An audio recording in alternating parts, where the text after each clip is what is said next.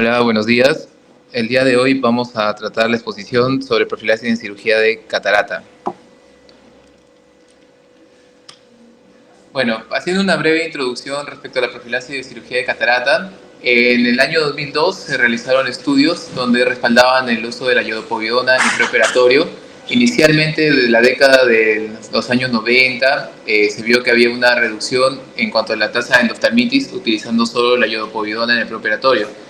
Pero también en ese mismo año se realizaron distintos estudios, como por ejemplo en Suecia, donde descubrieron que asociando al uso de cefuroxima intracameral también se veía una reducción notable en cuanto a la tasa de endoftalmitis.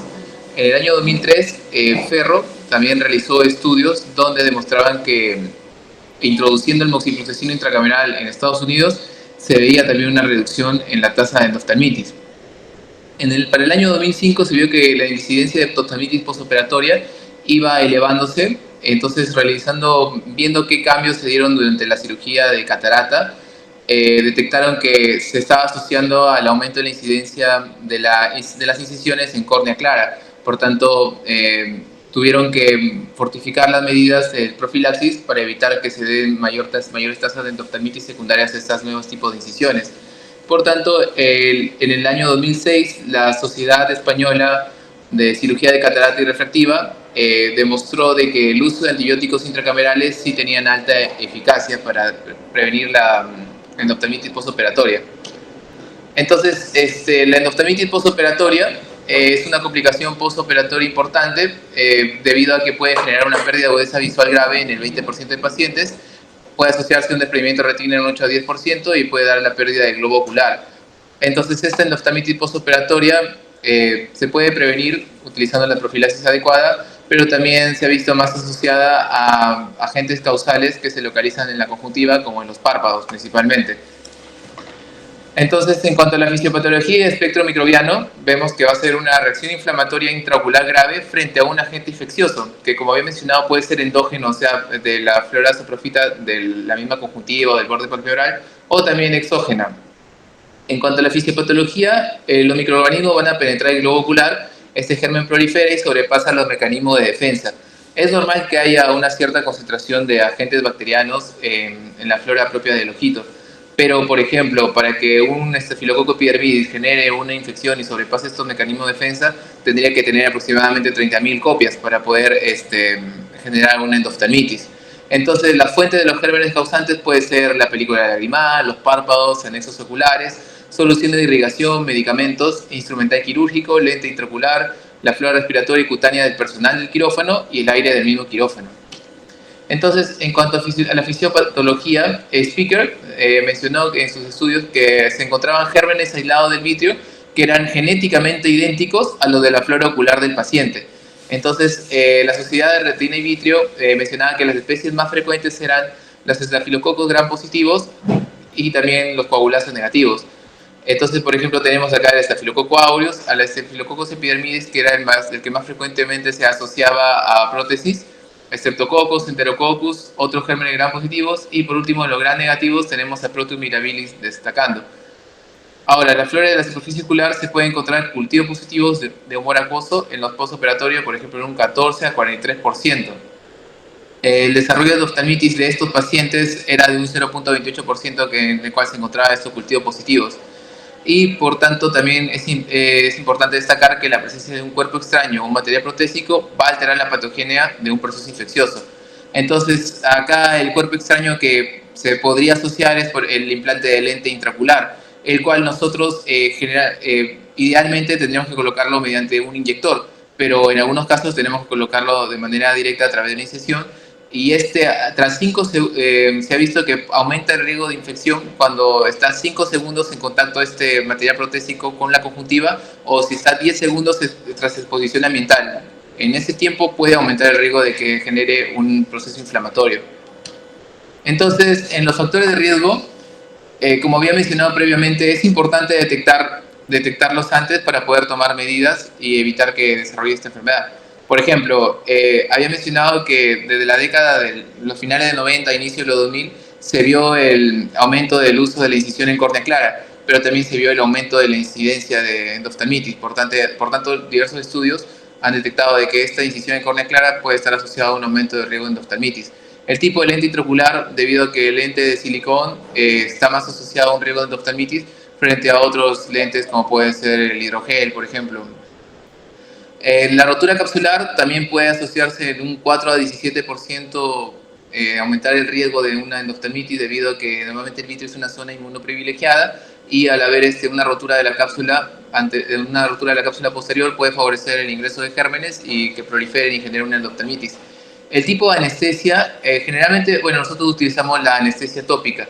No se ha visto directamente que esté asociado a un aumento en la incidencia de endoftalmitis, pero indirectamente sí podría estar asociado, debido a que, por ejemplo, gracias al uso de la anestesia nosotros podemos generar una correcta apertura palpebral, una correcta separación de las pestañas, entonces permitirnos una correcta antisepsia y sepsia.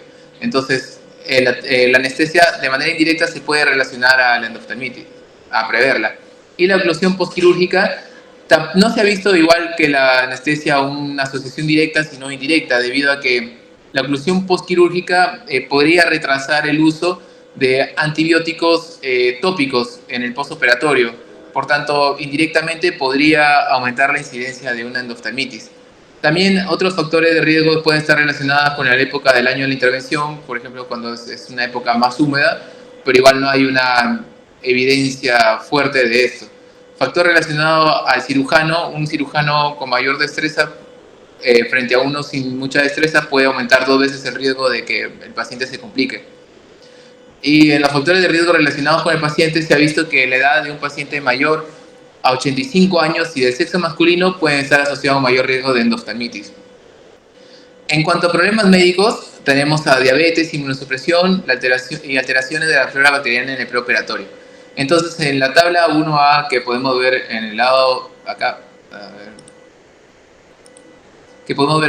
vemos factores de riesgo investigados por la Sociedad de Catarata y Retina Española, junto con las tasas de probabilidad. Por ejemplo, en cuanto a la inyección intracamerular de cefuroxima entre no administrada y administrada, si es que no la administramos puede tener un 4.92% más probabilidad de desarrollar una endoftalmitis, igual que una incisión en córnea clara versus incisión escleral tunelizada, 5.88. El tipo de material de lente intraocular, silicona versus acrílica u otro, 3.13. La experiencia de cirujano, 2 veces. Complicaciones quirúrgicas, 4.95 veces, y el sexo masculino versus femenino, 2.7 veces mayor riesgo. Entonces, otros factores de riesgos que son importantes pero no son demostrados es la incisión suturada versus no suturada, el implante de lente con inyector versus una pinza, ser diabético versus no serlo, inmunosuprimido versus no, y el cassette versus el sistema de facoemulsificación, o sea, cuando es desechable o reutilizado. En cuanto a la incisión en córnea clara, se ha visto que en un estudio sueco encontraron mayor incidencia con la incisión en córnea clara, un 0.053% o temporal 0.055%, que con una incisión esclerocorneal 0.036% o superior 0.040%. Esto difiere, por ejemplo, a algunos estudios de Bascom Palmer que realizó, en el cual referenciaba de que no necesariamente se podía relacionar a esto. Entonces se realizaron estudios prospectivos multicéntricos de la ESCRS, donde demostraron que había 5.88 mayor riesgo frente a una incisión tunelizada. Y esto debido a que durante la cirugía puede haber variaciones de presión intraocular. Si es que hay hipotonía, puede haber entrada de fluido en la cámara anterior. Entonces esa entrada de fluido en la cámara anterior va a llevar toda esta flora bacteriana y va a llevar estas bacterias hacia el humor acuoso. Entonces las incisiones pueden fallar con niveles de presión intraoculares menores o fluctuantes. Y en el OCT se ha visto que se puede evidenciar una separación de los márgenes de la incisión. Entonces, en cuanto al tipo de lente intraocular, tenemos que ver, como ya mencioné previamente, el material, que hay mayor riesgo cuando es de silicón o polimetilacrilato. Va a haber menor adherencia bacteriana en caso de materiales hidrofílicos y acrílicos hidrofóbicos. Según la SSRS, ha encontrado que el implante de lente silicona se asocia a un 3.13 veces mayor riesgo en comparación de un lente de material acrílico, debido a que hay la formación de biofilms que favorece a la adherencia bacteriana sobre el lente. Entonces, también han encontrado que las ápticas de prolene aumentan en un riesgo y genera mayor adherencia bacteriana.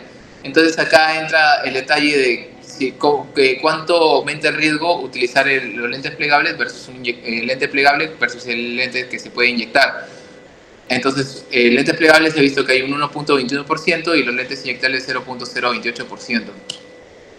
En cuanto a problemas médicos, tenemos que la diabetes, 14-21% de pacientes de la SRS no se encontró asociación con la diabetes como tal, pero también se puede asociar a un peor pronóstico visual. Estos pacientes, en caso de que tengan una agudeza visual mejor que percepción de luz, puede verse beneficiado de una vitrectomía. Entonces, los pacientes diabéticos se puede relacionar sobre todo por la inmunosupresión que tienen estos pacientes para favorecer el riesgo de desarrollar endoftalmitis. La flora bacteriana se puede ver alterada, por ejemplo, en pacientes que tengan blefaritis, portadora de prótesis, conjuntivitis o obstrucciones crónicas de la vía lagrimal. En caso de pacientes inmunosuprimidos, se ha visto que hay un mayor riesgo, pero que estos pacientes no necesariamente se asocia a un cambio en la flora conjuntival. Entonces, en cuanto a las estrategias de profilaxis de endoftalmitis en la cirugía de cristalino, tenemos las estrategias de profilaxis. Por ejemplo, podemos basarnos en la disminución del inóculo, que va a ser disminuyendo la carga bacteriana, como evitando la entrada de gérmenes, y la eliminación del inóculo, identificando los factores de riesgo que pueden ser modificables o no modificables. Entonces, por ejemplo, para disminuir la carga bacteriana tenemos distintas medidas, como puede ser el higiene palpebral, los antibióticos tópicos preoperatorios, la povidona iodada al 5% o la preparación del área periorbitaria. Para evitar la entrada de gérmenes, el aislamiento de las pestañas y las incisiones. Lente intraocular también que sea inyector y el material. Y la eliminación del inóculo puede ser con antibióticos, tanto por irrigación, intracamerular, subconjuntival, tópicos postoperatorios y en algunos casos sistémicos. Entonces, en cuanto a los antibióticos tópicos preoperatorios, su función básicamente es disminuir la carga de bacterias en la conjuntiva y la contaminación de la cámara anterior. Entonces, el efecto de los antibióticos tópicos sobre la incidencia de endoftalmitis puede ser escasos y no se demuestran estudios que demuestren su eficacia. El estudio americano de 2003 a 2005 detectó una tasa de endoftalmitis de 0.07% en pacientes que utilizó una profilaxis con fluoroquinolona de cuarta generación. Y, por ejemplo, los antibióticos, a diferencia de la iodopovidona, la iodopovidona en minutos ya hace efecto y elimina la carga bacterial o viral. En cambio, los antibióticos requieren un tiempo prolongado para hacer efecto. Se sugiere que sea, por ejemplo, 3 días antes de la cirugía iniciar los antibióticos tópicos preoperatorios. No se sugiere que sean más días tampoco porque puede alterar la flora conjuntival y generar que haya bacterias resistentes a estos antibióticos. Y en cuanto a la SSRS, se recomienda que el levofloxacino se aplique una gota 4 veces al día como manera profiláctica. En cuanto a la antisepsis de la conjuntiva y córnea, se encuentra que la povidona iodada es la solución de elección, teniendo una acción bactericida con un efecto citotóxico en 10 segundos aproximadamente. Entonces, la povidona iodada va a ser hidrofílica y puede actuar como transportadora de la molécula de yodo a las membranas celulares. La iodopovidona al 5% en el fondo del saco conjuntival va a reducir la carga bacteriana y Ferguson demostró que la iodopovidona al 5% es más efectiva que al 1%. En cuanto a algunos efectos adversos que puede tener la iodopovidona es que puede generar baja toxicidad externa, en caso de que haya penetración en cámara anterior puede llevar a efectos tóxicos graves, puede generar irritación conjuntival en un 0.4% y dermatitis de contacto en el mismo porcentaje. Por tanto, en pacientes, por ejemplo, que sean alérgicos a la solución yodada o que tengan algunas alteraciones tiroideas, se puede utilizar clorexidina 0.05%. En cuanto a la preparación del área orbitaria, se puede utilizar iodopovidona de 5 a 10% sobre párpados, cejas, nariz y mejilla, y se tendría que dejar actuar idealmente aproximadamente 3 minutos. La iodopovidona al 10% se ha visto que genera una mayor reducción en el riesgo de endoftalmitis frente a la concentración del 5%, y como había mencionado, la alternativa en caso de pacientes alérgicos puede ser la solución acuosa de clorexidina al 0.05%. Entonces, en cuanto a las medidas para evitar la entrada de los gérmenes, tenemos el aislamiento de pestañas, en el cual se ha visto que no hay un beneficio al recortar las pestañas, más que la incomodidad del paciente, y esta va a disminuir el acceso de gérmenes al campo quirúrgico y al interior de la cámara anterior. En cuanto a la incisión, hay un mayor riesgo cuando se realiza la incisión en córnea clara, por tanto se sugiere que esta incisión corneal sea cuadrada o cuasi cuadrada de 1.5 a 2 milímetros y con la correcta hidratación de esta incisión que se ha realizado. En cuanto al lente intraocular, las bacterias se pueden adherir fácil y rápidamente a estos lentes y se sugiere por tanto implante de lentes mediante inyección o que ya vengan precargados. Entonces, en los materiales hidrofílicos y acrílicos se ha visto menor adherencia bacteriana. En cuanto a otras medidas, ya vendríamos a hablar del antibiótico intracamerular, en el cual ha habido mayores estudios utilizando la cefuroxima intracameral, demostrando que tras el uso de la iodopovidona es la segunda medida con mayor eficacia en la prevención de endoftalmitis. En el año 1977, Peyman realizó los primeros estudios y pruebas utilizando antibióticos intracamerulares, y en el año 1990 Gimbel, de 12.000 cirugías en las cuales utilizaron antibiótico intracamerular, tuvieron 0 casos. En el año 2002 también Montan utilizó estudios de cefuroxima intracamerular, viendo que, comparando dos épocas, en el año 90 y 95 y en el año 96 y 2000. De 96 y 2000, utilizando la cefuroxima intracamerular, tuvo una tasa de endoftalmitis de 0.06%, mientras que el año 90-95 tuvo una tasa de 0.16%. La Sociedad Española de Cirugía de Catarata y Refractiva hizo un estudio prospectivo de 16.211 pacientes, viendo que la ausencia del uso de cefuroxima intracamerular aumentaba el riesgo de endoftalmitis en un 4.92 veces. Por tanto, la cefuroxima es una cefalosporina de segunda generación que tiene acción frente a estafilococos, estreptococos, bacterias gram-negativos y Propionibacterium agnes. Los niveles de cefuroxima en el humor acuoso puede exceder la concentración mínima inhibitoria por 4 a 5 horas. Entonces, Gimbel encontró una incidencia anual de endoftalmitis de 0.02%, de 0.02 a 0.15% de antibióticos en suero de irrigación frente a un 0.011 de vancomicina intracamerular. Entonces, ¿cuál es el mejor antibiótico intracamerular para la profilaxis de cirugía de catarata? Eso depende de que el antibiótico tenga una amplia cobertura, menor tasa de resistencia, menores efectos adversos y que también sea bien tolerado por el paciente, que genere menos alergia. Dentro de estos, el más recomendable sería moxifloxacino. Entonces, ¿cómo sería la preparación del moxifloxacino intracamerular? De Vigamox, tomaríamos 3 cc en una jeringa de 10 y lo completaríamos con 7 cc de solución salina balanceada. De esto inyectaríamos por la paracentesis de 0.3 a 0.4 cc. Ahora, en cuanto a la cefuroxima intracamerular, del frasquito de cefuroxima de polvo de 750 miligramos, lo diluimos con 7.5 cc de suero fisiológico en una jeringa de 10, por ejemplo. En el frasquito lo diluimos con 7.5 cc. De este frasquito tomamos 3 cc y lo juntamos con 27 cc de solución salina balanceada. Entonces, a partir de esta concentración que teníamos en 30 cc, tomamos un 0.1 mililitros y ese sería el equivalente a 1 miligramo de cefuroxima. Y en cuanto a la cefuroxima intracamerular, tomamos del frasquito de vancomicina de 500 miligramos, le aplicamos 10 cc de solución salina balanceada.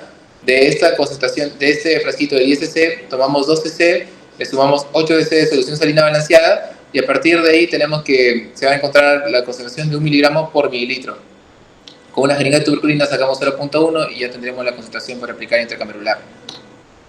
Entonces, como un resumen de la actividad antibiótica tanto de la cefuroxima, moxifloxacino y vancomicina, la cefuroxima como actividad antibiótica va a tener un amplio espectro de actividad contra las bacterias gram positivas, pero va a tener actividad limitada contra otros gram negativos. No va a ser eficaz contra estafilococos o enterococos resistentes a meticilina, y un estudio retrospectivo encontró que 12 de 13 casos de endoftalmitis con cultivo positivo eran resistentes a cefuroxima. Las concentraciones correctas de cefuroxima pueden ser relativamente seguras, pero errores agravantes pueden dar lugar a un síndrome tóxico del segmento anterior. En cuanto a moxifloxacino, tiene amplia cobertura contra bacterias gram positivas y gram negativas y puede tener actividad sustancial contra organismos atípicos. Los estudios in vitro pueden mostrar resistencia cruzada contra fluoroquinolonas más antiguas y los aislados de resistentes a meticilina son resistentes. La mayoría de los estudios pueden mostrar una toxicidad mínima para la córnea, cámara anterior o retina, y los estudios pueden sugerir la disminución de densidad de células corneales y un aumento en los marcadores apoptóticos de la córnea. En cuanto a vancomicina, va a tener actividad reducida contra otros organismos gram negativos y va a ser efectivo contra la mayoría de gram positivos. La resistencia de vancomicina frente a bacterias gram positivas es rara y puede haber fuerte asociación con vasculitis retiniana oclusiva hemorrágica, entre 13 casos reportados. Entonces, otras medidas para disminuir la proliferación de gérmenes en cámara anterior durante la cirugía puede ser el antibiótico subconjuntival, el cual se ha utilizado cefuroxima subconjuntival, pero tiene una menor concentración en cámara anterior, más los efectos adversos que puede tener son dolor o un infarto macular tras la inyección de aminoglucósidos. Por tanto, no está protocolizado el uso de antibióticos subconjuntival. Sin embargo, en el Reino Unido todavía viene siendo muy utilizado. El antibiótico tópico postoperatorio sirve para minimizar el riesgo de infección tras la incisión en córnea clara, eliminando gérmenes que hayan podido penetrar durante la cirugía. Según la SCRS, se tendría que utilizar el mismo antibiótico en el preoperatorio y utilizarlo durante menos de 2 semanas. Inicialmente se puede utilizar entre cada 1 o 2 horas en el postoperatorio durante el primer día, y a partir del segundo día se puede utilizar 4 veces al día. Y antibióticos sistémicos no se utiliza de manera rudimentaria con profilaxis de cirugía de catarata. No se ha visto un beneficio, pero en algunos casos que hayan habido complicaciones, como por ejemplo una rotura de cápsula, se puede utilizar de manera profiláctica o pacientes, por ejemplo, diabéticos o inmunosuprimidos. Entonces, hay algunos factores de riesgo que pueden ser modificables, pues situaciones que pueden inducir el cambio o incremento de carga bacteriana en la superficie ocular, como había mencionado, pacientes que, por ejemplo, que tengan blefaritis, obstrucciones de la vía lagrimal, en las cuales se tendría que implementar el tratamiento antibiótico de manera previa a la cirugía o una cirugía para prever esto. Entonces, acá entra a detallar los casos de portadores de prótesis oculares contralaterales, en el cual se ha visto que hay una alteración en la flora, tanto del ojito, entre comillas, sano, como de la cavidad anostálmica. Entonces, en este caso hay que tener cuidado, por ejemplo, una inspección cuidadosa de la cavidad protésica, así como el ojo sano en busca de signos de infección, inflamación, y realizar un cultivo del fondo de saco conjuntival. Si el cultivo es negativo, podemos aplicar antibióticos 48 a 72 horas antes de la cirugía y el cese del porte de la prótesis. Mientras que si es positivo, interrumpimos el uso de la prótesis y administramos antibioticoterapia según el antibiograma, hasta que el cultivo sea negativo, y recién ahí realizaríamos la cirugía. Se tiene que aplicar la misma profilaxis con iodopovidona al 5% tanto en la cavidad protésica como en el ojo intervenir. Considerar la administración de moxifloxacin oral perioperatorio, y el porte de la prótesis se reanuda en el postoperatorio a criterio del cirujano. Entonces, por ejemplo, acá imágenes de blefaritis y una cavidad anostálmica. Y entonces, ya como para terminar la exposición, tenemos que el protocolo para profilaxis de endoftalmitis de la SCRS, primero es considerar el uso de una quinolona tópica o en combinación de polimicina B, bacitricina o neomicina durante 24 o 48 horas antes de la cirugía. Esto dependiendo del tipo de paciente al cual vamos a tratar. Y o aplicar una quinolona tópica a la córnea conjuntiva una gota 1 hora antes de la cirugía y una gota media hora antes de la cirugía. Es obligatorio también aplicar una gota de iodopovidona o 10 mililitros de povidona iodada en una esponja clorexina en la córnea de saco subconjuntival durante un mínimo de 3 minutos antes de la cirugía, preferiblemente en el antequirófano antes de meter al paciente en sala. Aplicar la iodopovidona al 10%, clorexidina al 0.05% en el área periorbitaria en el quirófano como antisepsia de la piel, y dejar que penetre el saco conjuntival. Luego, el cirujano correcto lavado de manos, con la colocación de bata estéril, guantes estériles, mascarilla, y comprobar que el sistema de recambio de aire esté funcionando y que las puertas estén cerradas. Aplicar paños quirúrgicos y adhesivos en las pestañas para aislar el campo quirúrgico, realizar la cirugía y considerar los lentes plegables que puedan ser implantados con inyector estéril. Aplicar 1 miligramo de cefuroxima en 0.1 mililitros de suero salino en la cámara anterior al finalizar la cirugía. También se puede aplicar el uso de vancomicina en el suero de irrigación, pero no está aprobado ni se recomienda. Se puede aplicar una quinolona tópica al finalizar la cirugía, otra gota 5 minutos más tarde, otra 5 minutos después, o reaplicar la polimicina B, bacitracina, neomicina. No se considera eficaz el uso de antibióticos subconjuntival, y luego ya la profilaxis tópica postoperatorio va a ser el día de la cirugía, una gota cada 1 o 2 horas, y del día siguiente 4 veces por día. Y eso sería todo. Gracias.